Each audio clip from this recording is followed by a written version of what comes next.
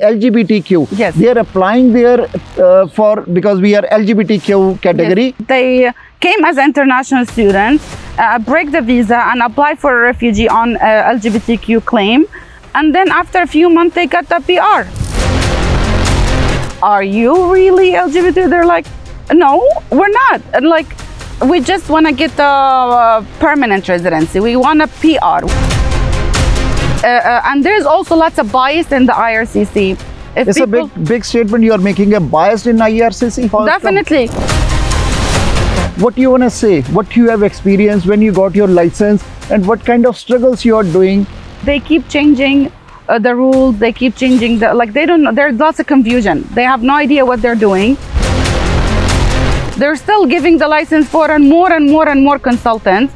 And then when you have this loophole of the LMIA, which is the one and only thing that will bring the money to the business, basically. LMIA. Yes. So means sale and purchase of the job. Selling and purchase. You want to say that other immigration consultant, not all of them, but many of them, they are doing this business? 100%.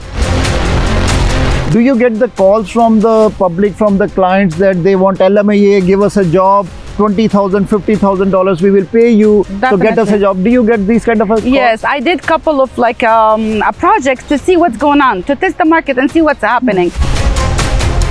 They just selling these LMIA, and you have the corrupted consultants, and you have the corrupted system, and you have the corrupted government who just wants to turn the blind eye and keep it rolling, keep the loophole open. Do you agree that what Canada was few years ago, now it has totally changed because of these kind of policies? There is the era before Trudeau and the era after Trudeau. Era before Trudeau and the era after Trudeau. Before Trudeau, what was the era? It wasn't that easy, but it was going nice and smooth. It was organized. And what is the era after Trudeau? After Trudeau, it's a chaos, it's a nightmare, and it's still nightmare. We will discuss the story of a new immigrant, or we can say life story of a immigration consultant here in Canada. We had seen many protests by the newcomers or students in Canada when they got failed from their colleges. We had seen the protests because their issue was that they came to the country for a better future, but they never got that. And they had to come on the streets because they failed the exams. They were not getting their permanent residence because there was a loophole in the systems. They said that government or our system promised us a pathway to the permanent residence. But on the other side, the government, the system said there was no guarantee for the pathway to permanent residence. That's why we had seen the LMIA process. There was a sale and purchase of a LMIA, means the jobs were selling and buying. Who was buying? These all newcomers or students, they were buying it in $20,000 to $50,000. Either it's a farm worker or a storekeeper or any other jobs. They were selling, and employers were selling, minting money. And who was buying it? These newcomers or students, they were buying it because system wants them to buy it. So there was a lot of hue and cry, there were protests. And in the system, there is always a good apples and bad apples. Today, we have one of the immigration consultant with us who raised her voice, who were by previous background. She was an activist, she was a publisher, she wrote books, and now she's an immigration consultant. But her story, she said she wants to work honestly, but there is no honesty left in the system because everybody wants to give money and buy the jobs. So the Canadians, they are not getting the jobs because the jobs are selling and buying. If we go to Indeed or if we go to the job sites, if we see thousands of jobs, 80+% jobs are just to show that we need a worker, but those are not the genuine jobs. What one should do. So let's hear direct from the immigration consultant who is raising her voice against the loopholes and how can we fix the system of ours. So let's talk to the concerned citizen who raised her voice against the system and against these loopholes which is going on in the immigration system. Welcome to the show. Thank you very much for having me. I appreciate the time, and hopefully this message will go viral and many people will learn from it, and people hear the truth about what's happening actually in So the you immigration system. yourself as an immigration consultant, Yes, sir. what do you want to say? What you have experienced when you got your license, and what kind of struggles you are doing as an immigration consultant, and now seems you are repenting why you took this license. Right. So why this? Okay, so we have two bodies here. We have the IRCC themselves and the College of Immigration. So basically, the system, it's not, first thing first, they keep changing the rules, they keep changing like they don't know, there's lots of confusion. They have no idea what they're doing.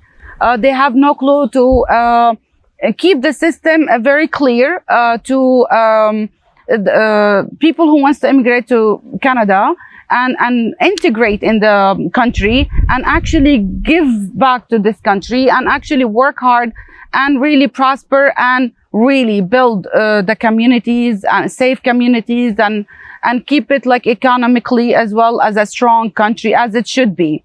But that's the whole point of bringing I'm immigrant myself. The intention of coming to this country is to build and not to destroy, to integrate within the communities and the system and learn the language and build and secure the family, and it's a beautiful, safe country as it should be. Unfortunately, the IRCC system, they keep on changing lots of things within. There's not much of a vetting, lots of bias in it, and also there is loopholes, lots of loopholes.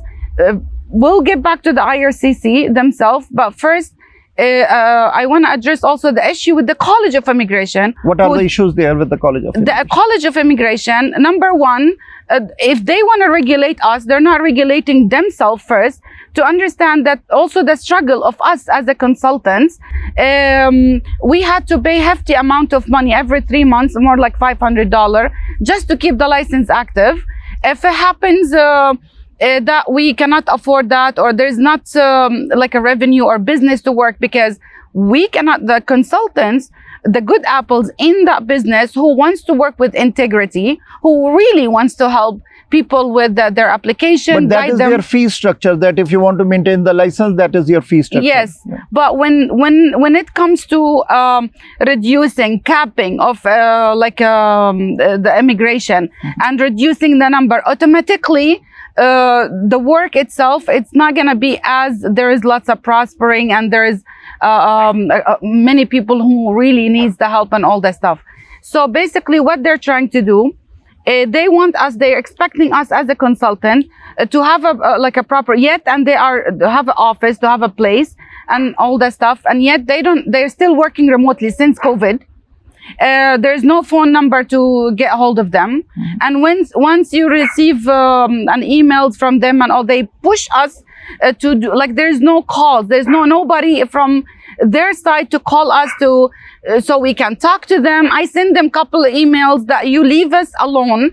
There is no guidance, there is no help. There's even when we have to do the CBD hours, is the same videos that we're watching every year. There's nothing really new that I'm learning. You mean to say that's the first challenge, that the communication with the College of Immigration, that is not an easy process? No. Because they work remotely. Yes. So that is the first challenge you say, yes, being a consultant you face. What exactly. is the next? The next, they're not helping. Even if we have like a financial burden, the business is not, or the work, it's not like the revenue is not enough, sufficient enough. Like, we cannot, a consultant who's building a new business, we have to keep in mind, as someone who wants to work, I wanted to work. Even if I wanted to work with another offices, that's another issue. They're expecting me to speak another languages, which I don't. Then where we're gonna be left with? Who is expecting you speak other languages? Like some other consultants. Oh, some other consultants. Yes. What kind of languages they want you to speak? Like either Punjabi or Hindi or Mandarin or Chinese or other languages. Means you mean to say, if you want to do a job, yes, they want you to have either Hindi, Punjabi, yes, English, Mandarin, Chinese, yes, or other Portuguese or other languages. Exactly. Okay. And yet all the files, the application, the forms itself, the website itself, it's either English or all of it English or French. which is in French only in Quebec. We're not in Quebec, right? We're in Ontario. So basically what we are facing as a new consultant, number one, and they're still giving the license for and more consultants. And then when you have this loophole of the LMIA, which is the one and only thing that that will bring the money to the business, basically. The other applications, when it comes to family sponsorship, because also sometimes they open pilot and they close it. They allow like family sponsorship and then they close it. They open like a pilots program for 2 months only and then they close it. So what left? Either like a simple applications, we do visa, we do family sponsorship, a spousal sponsorship, we can do the citizenship applications, we can do also work permit and all the extension, and all like these are application where we can help the people who's in the country as well to get their either work permit extended or visa extended and all that stuff, which is normal to do that. But what about the people who wants to come from outside Canada and they're not really qualified when it comes to the express entry? Where is the loophole now? There's two pathways for the loophole. The LMIAs for foreign workers, which is under the temporary foreign worker program, and they get the if the consultants. Well, many consultants. I came like this is like a first-hand experience with many of them. I tried to do my own project to discover what's going on as I was going in the business, and I'm like, how can I prosper? How can I be self-employed, having my freedom? That's what I wanted to have initially, to work for myself and support myself and support my family. But how would I be able to do that without like facing these obstacles and these challenges? So I came across, like, as we dig more deep and as we learn more and as I search more and talk to people, connect with other offices in here. So I find out one and only way to really prosper, to really make really hefty amount of money. I'm talking about millions of dollars, not just a few thousands and a few hundreds. It's the LMIA. LMIA. Yes. So means sale and purchase of the job. Selling and purchase. You want to say that other immigration consultant, not all of them, but many of them, they are doing this business? 100%. So if the consultant, there you have a consultant and you have the middleman. Who's anonymous. Nobody knows. Right? Either they go back and forth between the two countries, whatever the countries is. It's not just this is exclusively to the Indian communities. No, there's many other communities. You have in Africa, you have in Middle East, you have everywhere. So you have the consultant, you have the middleman, you have the job, the business owner, the owner of the business, and you have the clients. So you have these four people. The clients, or the person who's desperate to leave their country and to come to Canada because whatever the reason is, they just want to work. They don't want to they don't have they want to put like all the elongated process for the CRS score on, go to in the pool, and we don't know how long it will take them to be in the pool, to be, get the invitation to apply for a permanent residency. They just want to come and work. That's it. It doesn't matter. Cleaning, farming, you have food industry. Do you get the calls from the public, from the clients, that they want LMIA, give us a job, $20,000, $50,000, we will pay you, so get us a job? Do you get these kind of calls? Yes, I did couple of projects to see what's going on, to test the market and see what's happening. So at one time, I put it like, I don't have job offers or LMIAs or anything. I just put on my advertising, LMIA approved, for a cook, for cleaners, for construction workers, for just as a project to check what is going. Just as a project, what's the outcome? What will happen? I received hundreds of calls, and then I don't I was just well, it's gonna cost you 25, 35, whatever. And okay, ma'am, no problem, we can pay. So you want to say, when are we gonna have it? Means the public, they want LMIAs. If you Yes. want to do a honors without LMIA Yes. system, you don't get any calls, any inquiries. Nothing really, zero. But then I said, okay, so I'm receiving all the stuff, and I did another project to see if I can hire like people who can work with me as a representative or assistant or marketing team and whatever. I received over 1,000 resume. I cannot check them all and read them all, but as I was like, skipping through them, 99.99, like they are legally able to work in the country, either citizen or So that permanent. shows that jobless people are much more in the country. 100%. Like I receive resumes, I was shocked to see their qualifications, their the skills, the education that they have. They can get into like way higher positions as well. And So what is the reason for this? What do you well, see? the reason is that you have a greedy employer who, without genuine job, they just selling these LMIA, and you have the corrupted consultants, and you have the corrupted system, and you have the corrupted government who just wants to turn the blind eye and keep it rolling, keep the loophole open, and then in this loophole, here you go. You're getting thousands of jobless people in the country, and yet there is people who has the money. Some of them selling their lands back home, selling their homes back home, just to purchase this LMIA. And by the way, who comes on the LMIA? It's a closed work permit. Mm-hmm. It's not forever. It's not a PR. It's not a guarantee. We Yes. have heard many cases in the market, in the public domain, social media, that many students, they never went to the college. Right. Number two, they have applied for a refugee status. Right. When they came to the country, they were not having any threat on them. Nothing. Now, just to get a PR, they applied for a refugee status. Yes. And now there is a landlord story. They are not paying to their landlords also. And also LGBTQ. Yes. They are applying there because we are LGBTQ category. Yes. Do you Yes. do you came across any such cases of refugee or Definitely. LGBTQ? Can you share some? Yes, sir. Well, I had a client who we helped with the work permit extension, and they disclosed to me that they came as international students, break the visa, and apply for a refugee on LGBTQ claim, and then after a few months they got the PR, like within a year, like they apply through refugee through the legal aid. So basically, and I asked them in a personal level, you know what I mean? I'm not saying like, about, against the people themselves. It's the system, it's the loophole. Are you really LGBT? They're like, no, we're not. And like, we just want to get the permanent residency. We want a PR. We want the PR. On another hand, I want to stress on a very, very important issue.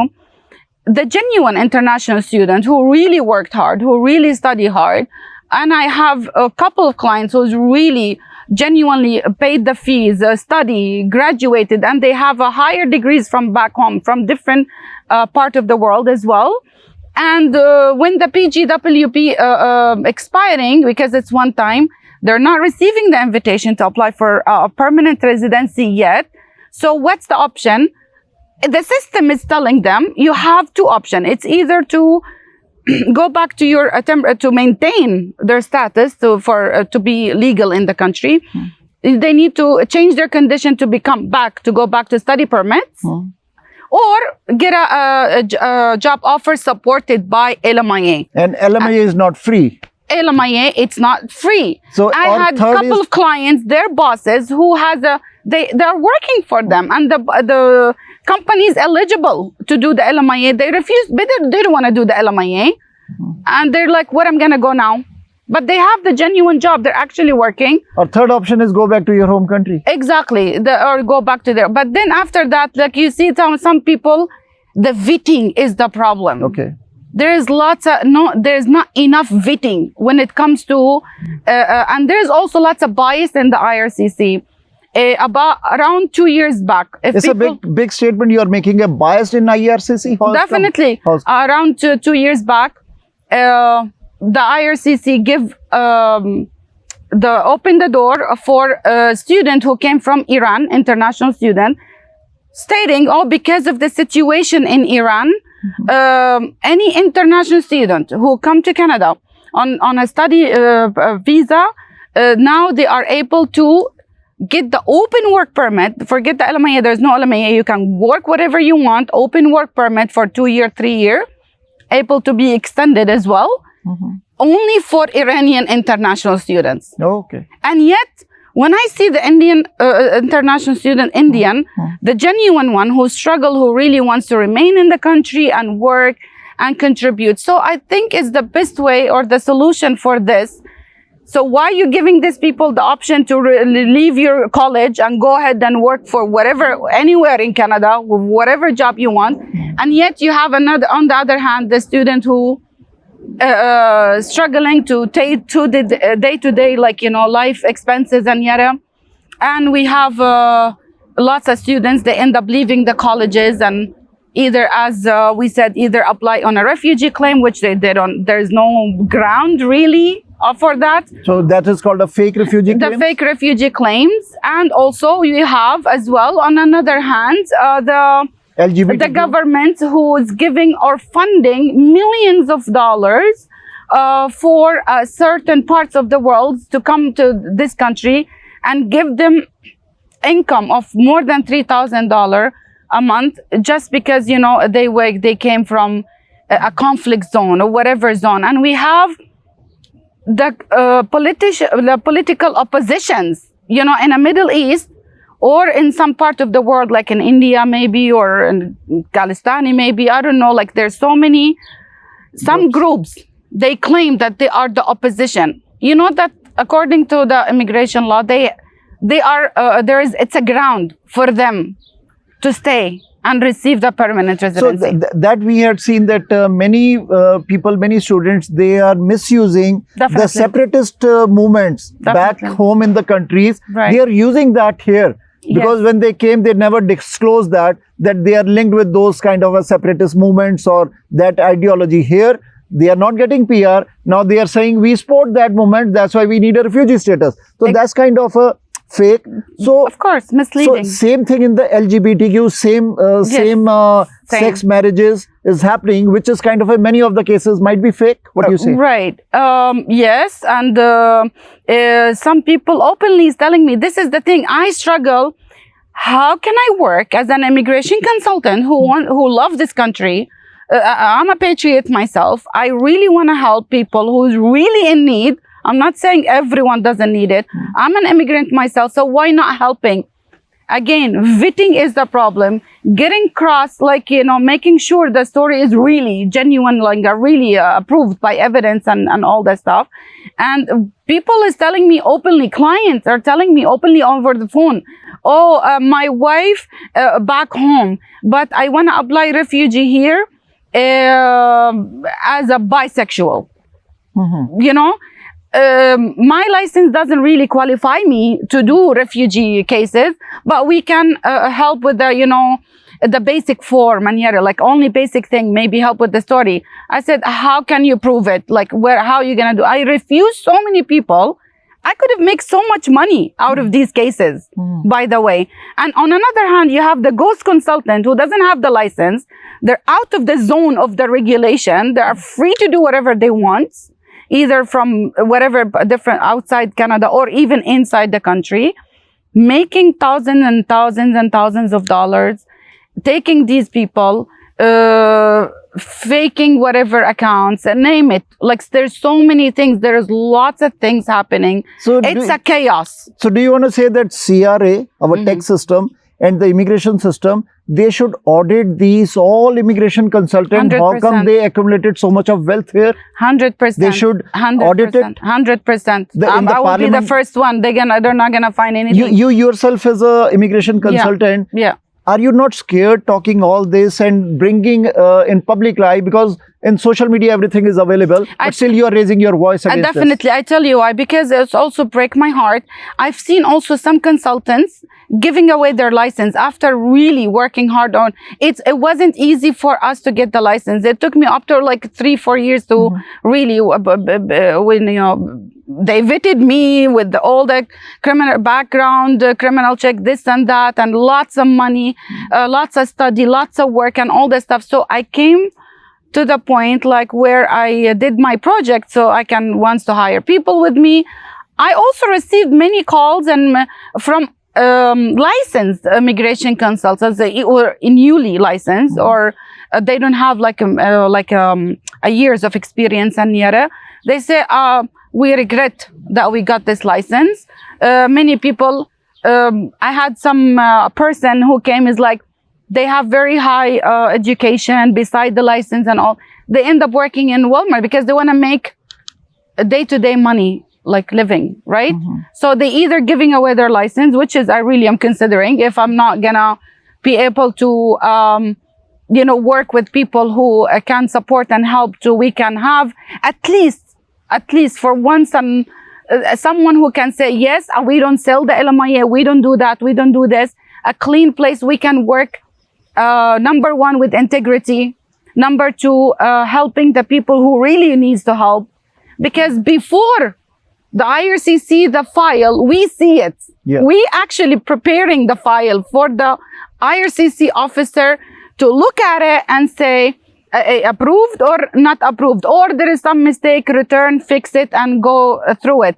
We are the one who's doing actual vetting. So when I'm receiving all these calls and all these inquiries, then when it comes to the honesty here, if someone is telling me, okay, you know what, we're not really married, we're just faking it, can you do the spousal sponsorship? No, because at the end of the day, the truth will always prevail. That's my belief. I agree with you, because if you refuse, or I mean to say, if immigration consultant refuse the file, Yes. so they will go to the next consultant. Exactly. They will go to the third. Out of the lot, they will find someone who will get a money, Definitely. extra money, and file their cases. But those bad apples should be exposed. Definitely. And they should be audited. Definitely. Lots of ghost consultants, lots of consulting openly. They're not even hiding it anymore on their social media, on their whatever platforms. And they say, LMIA, and then behind the scene, they're taking thousands. I'm talking, forget the 2025. I'm talking about 35, 40, 50 to 60 to 70,000. So how the government can fix the system? And to add to that,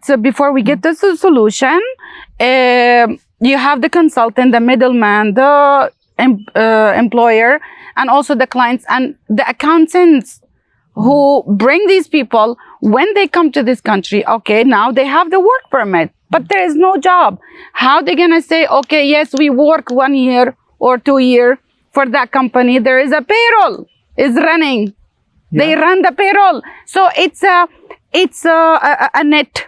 It's a net. And it's widespread. Running payroll. Let me Yes. clear Yeah, it. that's the crazy. Companies, that's crazy. Companies are running the payroll, fake Yes. payrolls. Yes. They are showing their companies in losses. Right. They are hiding their taxes. Right. How come they are eligible to get a foreign worker when they are into loss, when Yes. they are running a fake payrolls? Yes. Why this is not being audited?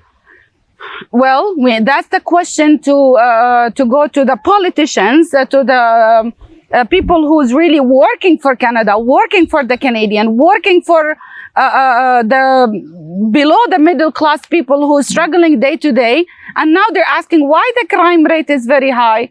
So when you have a youth, I'm talking about the age of 19, 20, 21, 22, all these kids, they're not even finding a basic work. I'm talking about just flipping burger or do some landscaping or do whatever, anything, labor work. Not even labor work. It's gone. It's gone. And then when I see myself, when I receive thousands of resume of a PR and Canadian citizen who's willing to work with me, right? And I'm looking at their resume, they can be my boss with their qualification, way overqualified for the work, And I said, I felt so sad. And this is, that's the sad reality.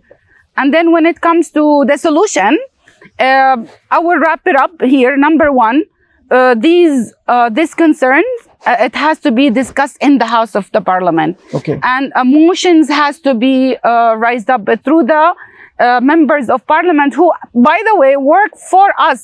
We don't work for them. Yes. They work for Canada. They work for the Canadian who trusted them to be in the House of the Parliament, vetting and auditing and go get on the ground level to see and to get all the proof and evidence that there is a chaos happening. There's lots of fraud happening. There's lots of people. I had the clients who came to this country as an international student, but there is no college. That's another issue, the colleges.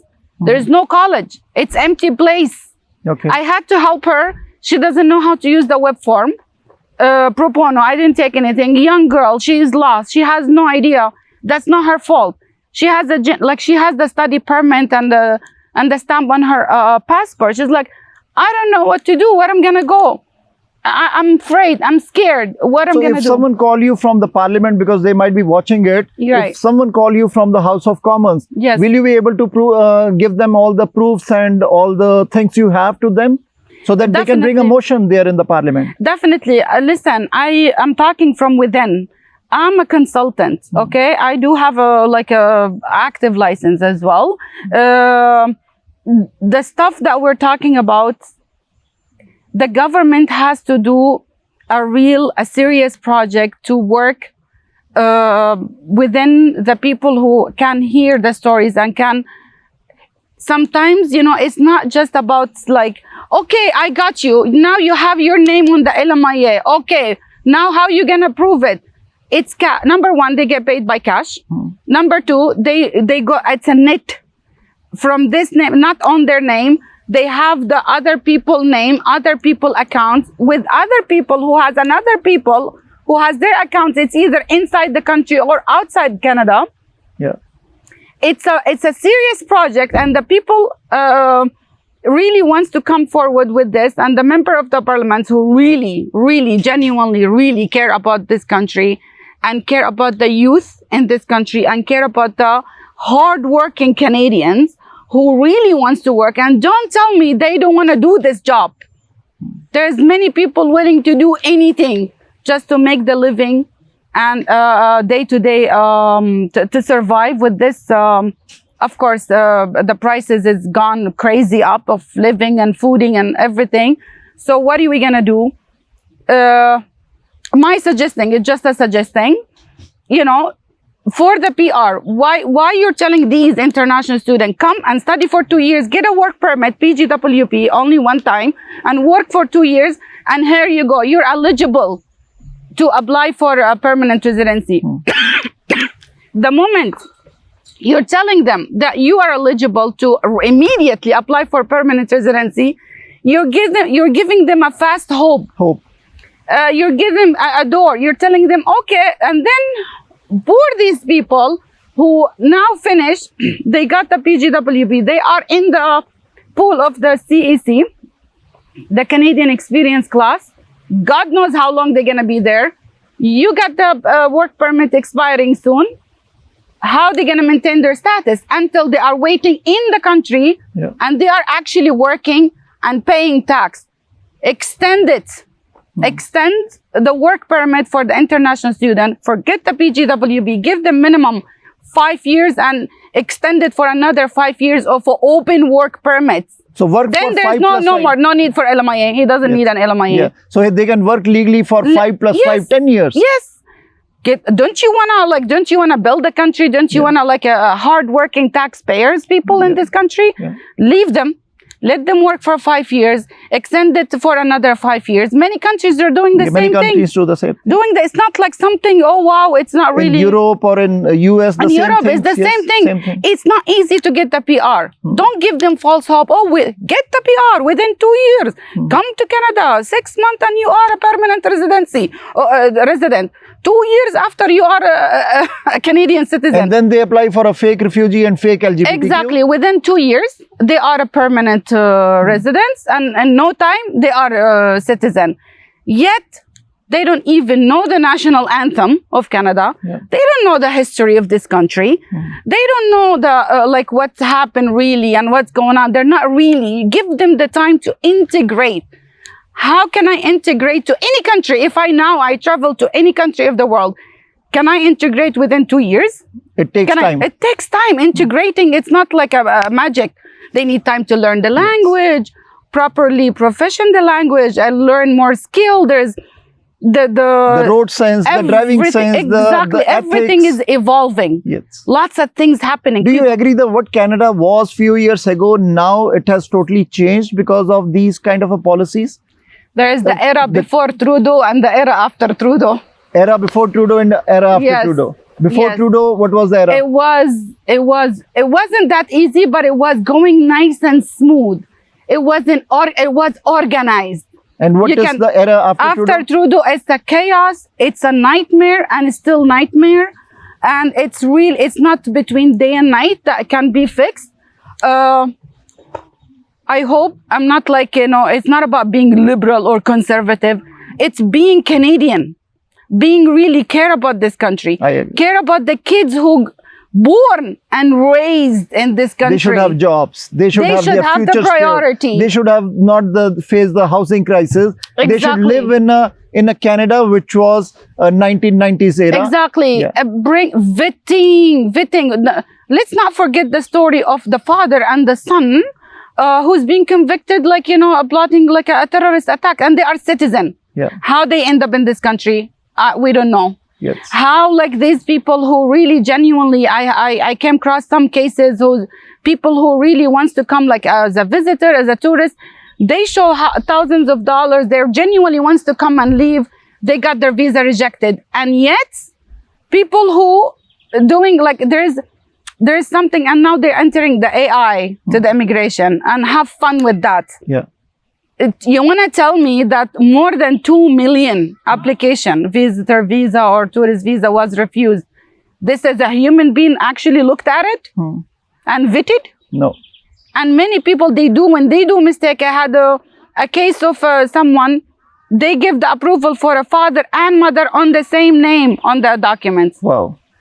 And then when they did this mistake and closed the file, after 5 or 6 times after that, trying to fix the problem, they said, sorry, we cannot open it, it's closed. Changing the Minister of Immigration, changing the opening pilot here and close it. They're confused. The government is confused. The IRCC is confused. The CICC, the College of Immigration, also confused. Everybody is confused. Who has the sight to see the reality and to see the problem the way it is and address it the way it is? Again, we want the immigrant. We want to build this country. Canada, it's very beautiful. And I appreciate this country who opened the door for me and who give me the place, the shelter when I need it, the food when I need it, the safety, the security when I need it, the protection of the law enforcement as well. Beautiful. And then after Trudeau, everything went upside down. You also mentioned that Sorry. if you're not able to do your work being a consultant honestly, then I have no business. it's better to quit your license and do a hairstylist job or something else. Yeah. That also you mentioned. Yes, definitely. As at the end of the day, if after 3-4 years of really working hard and trying to build it didn't happen it's not like I got the license after 6 months. I decided to. I genuinely tried my best for years Okay. to build, to see, and understand what's going on, to see if there is a way of doing it. So what are you gonna say to the people if many they don't really wanna come to study, they just want money, they wanna work, they just wanna put their feet in the country. It doesn't matter what they do after. Okay. Thank So you what I'm very gonna much. do? Thank you very much because you raised a voice being in the system, into the Yeah. immigration system, Yeah. and it makes a lot of sense because you know the inside out. Exactly. And we thank you for bringing these concerns in front, and hopefully the parliamentarians and the elected officials, those who Yes. are listening, they will act because it's always better than being late. It's always sooner is Exactly. better. Sooner is better because it's not gonna get any cleaner. It's gonna get more and more worse. Please fix the IRCC, fix the immigration system. If anybody is watching, please share the video and share the message. Many people need to know the truth, and not really every immigration consultant is a bad apple. I'm one of the good apples, and I can prove it as well. And hopefully that also many other immigration consultant who's facing the same problem, feel free to come out, nothing to be afraid of. When we speak the truth that goes right into the people heart and mind.